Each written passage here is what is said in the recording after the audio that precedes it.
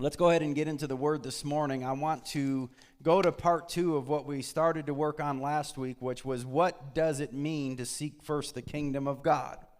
What did the Master mean when he said seek first the kingdom of God and his righteousness, and all these things will be added on to you? Matthew chapter 6, verse 33. We all know it, but as I shared with you last week, that I had never really heard it taught in its context.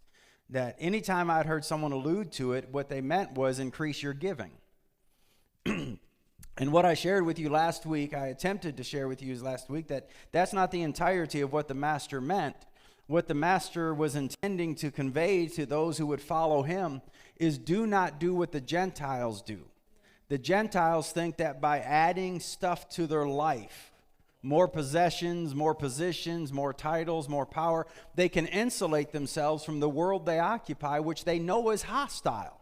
There's danger and threats everywhere. And the way that they seek going about to insulate themselves is I need to have all of these things as barriers against me and them. And the more that I have, the more protected I am. And what the Lord is conveying is that any security the world giveth, the world can take away. You understand that, right?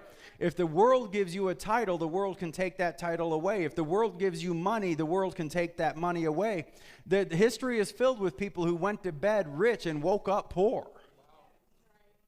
So everything the world gives you that you derive a sense of security from is too fragile to trust in, because it can be taken away quickly. So what the Lord is saying is put your faith in, put your trust in God. And he'll add all these things to you, but those things are then not your sense of security. You following me? You'll have money, but money's not the sense of security. You'll have clothes, but clothes are not your sense of security nor identity. You'll have houses, but you don't identify with your house. You live in it. But that's not your worth. Your security comes from God. And that's what so Jesus said, don't be like them. Don't try to live like they do. Don't think like them. Don't act like them. Don't do what they do, because you're called to be separate and be apart.